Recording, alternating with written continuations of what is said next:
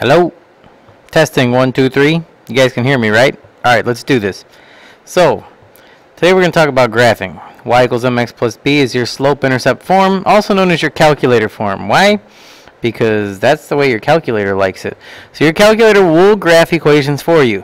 We are going to save that for another day, because it is very important to know how to do it by hand. So let's get going. Note to self.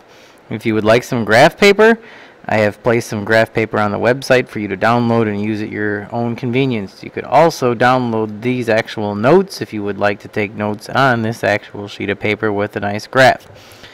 So the first thing we're going to do is we're going to graph 4 equations that are written in slope-intercept form. And we're going to take them step at a time. We're going to graph all 4 of them on this one graph over here because we've got plenty of room to do so.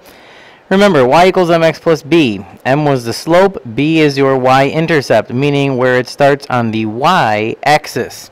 So, we're going to do the first one. Y is equal to 3/4 x minus 2. That means our b, or y-intercept, is 2 units below the origin. Now to use our slope, remember slope is rise over run. So our slope is 3/4, positive 3/4. That means from our starting point, we go up 1, 2, 3, and over 1, 2, 3, 4, and we place another dot, and we now have 2 dots, which is plenty for graphing a straight line. If you can't draw a straight line, feel free to use an ID or a straight edge or something. They don't have to be perfect, but they need to look like a line. Okay? Second one, negative x plus 4. So remember, your slope is actually negative 1 over 1. X plus 4. So just think about it. Remember, slope is rise over run.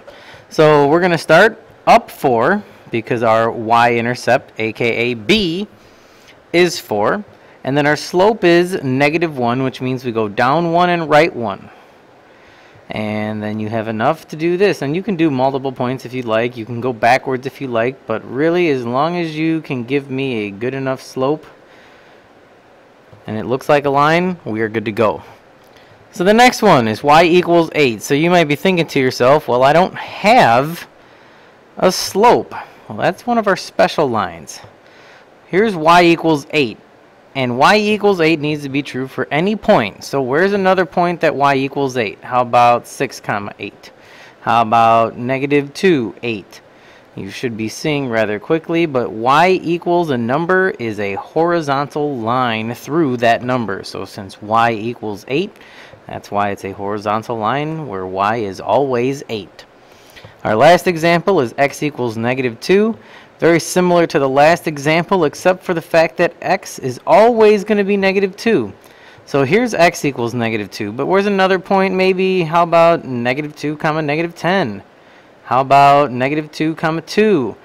X is always negative 2 on a vertical line at x equals negative 2. So anytime you have an x equals a number, that is going to be a vertical line.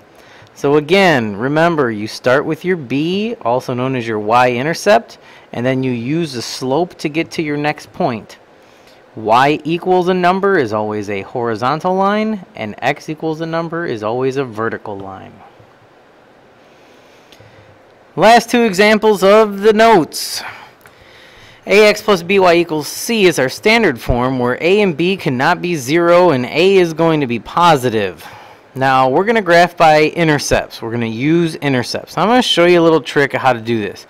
Yes, you should be able to rewrite this in y equals mx plus b by subtracting 2x and dividing by 3 from all the sides, you know, solving for a variable, but it's unnecessary. If ever you're given a graph in standard form, you could just use intercepts. Now, how can we do that? Well, I usually call it the finger trick, where you just take your finger and cover up one of the variables, but since you can't see my finger, I'm just going to use a highlighter, and we're going to cross something off. So, x-intercept is when y is 0. So what you do is you just pretend the y doesn't exist, and you have 2x is equal to 12. So that means if 2x equals 12, that means x equals 6, aka 6, 0.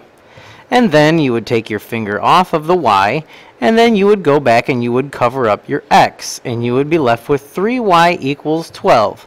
Well, if 3y is equal to 12, that means y equals 4, also known as 0, 4. And then all you have to do is plot both of those points, 6, 0 and 0, 4, and you've got your two intercepts. You just go and draw your straight line and you are done. You can see that it has a slope of down 2 over 3. So your slope is a negative 2/3, but you don't really need to find the slope to be able to graph by intercepts when you are in standard form. So why don't you take a quick second and try that with the last example in the notes today.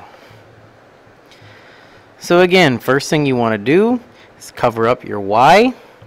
You get 3x is equal to 6, which is going to tell you that x equals 2.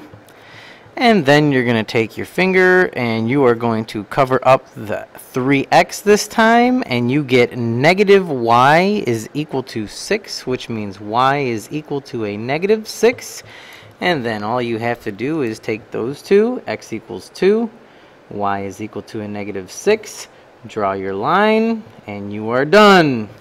I hope you understood the lesson. I hope you took good notes. If you have any questions, you know when to ask, and make sure you are ready for a given quiz at any time. That might be a hint, that might not be. You'll find out soon enough now, won't you? All right, have a good one.